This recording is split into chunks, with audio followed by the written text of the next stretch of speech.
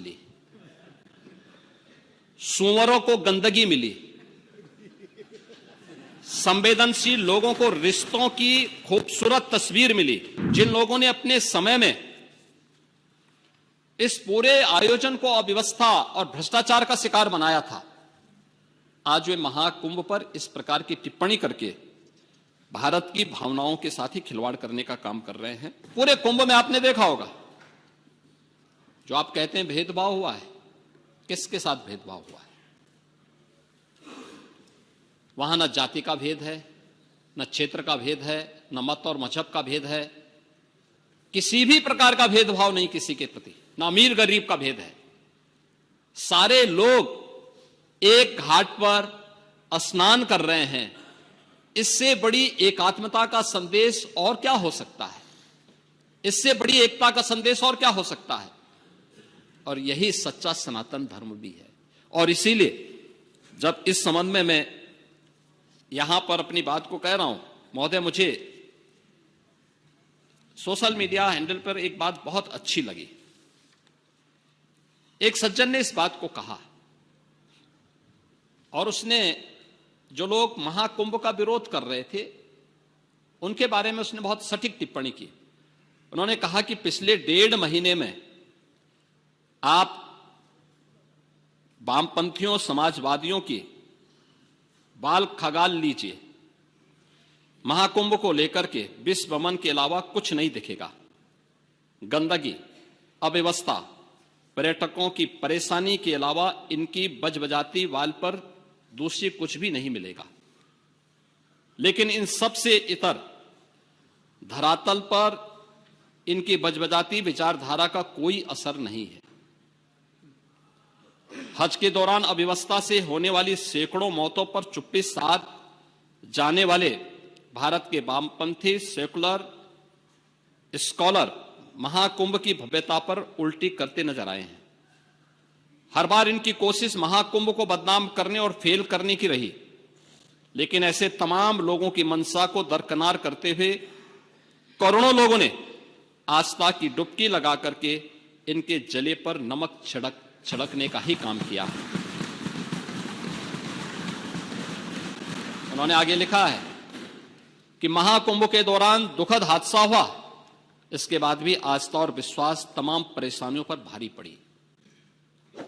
तीर्थयात्री समस्त परेशानियों और मुश्किलों का पहाड़ चढ़कर भी प्रयागराज महाकुंभ पहुंचे, वहां से स्नान कर खुशी खुशी वापस लौटे।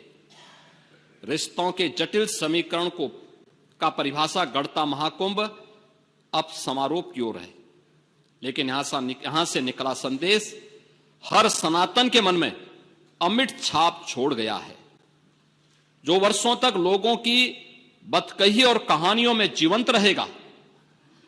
हर तरफ अपनी मां और बुजुर्गों को महाकुंभ में अनाथ छोड़ देने वाले बेटे रहे हों, तो दूसरी तरफ अपनी सास को पीठ पर उठाकर कुंभ स्नान कराने वाली बहू भी रही है।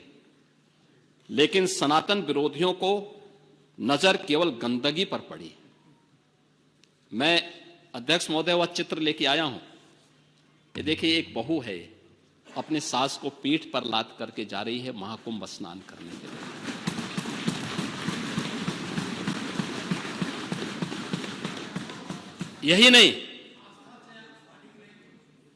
यही नहीं, आगे एक और बात कहते हैं। किसी ने सच कहा कि महाकुंभ में जिसने जो तलाशा उसको वह मिला। गिद्धों को केवल घास मिली, सूअरों को गंदगी मिली, संवेदनशील लोगों को रिश्तों की खूबसूरत तस्वीर मिली, आस्थावानों को पुण्य मिला, सज्जनों को सज्जनता मिली, गरीबों को रोजगार मिला, अमीरों को धंधा मिला, श्रद्धालुओं को साफ सुथरी व्यवस्था मिली, पर्यटकों को अव्यवस्था मिली, सद्भावना वाले लोगों को जाति रहित व्यवस्था मिली, भक्तों को भगवान मिले।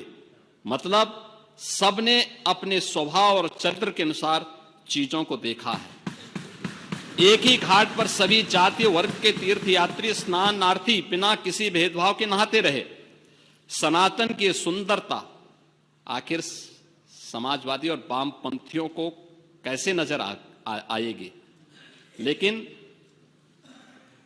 इनके द्वारा लगातार किए जाने वाले प्रश्न इनकी नीयत को ही संदेह के दायरे में खड़ी करती है।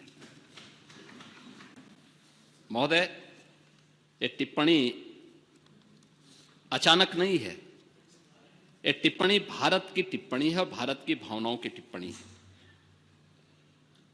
और जो स्वयं कुछ कर नहीं सकते थे, जिन लोगों ने अपने समय में इस पूरे आयोजन को अव्यवस्था और भ्रष्टाचार का शिकार बनाया था, आज वे महाकुंभ पर इस प्रकार की टिप्पणी करके भारत की भावनाओं के साथ ही खिलवाड़ करने का काम कर रहे हैं।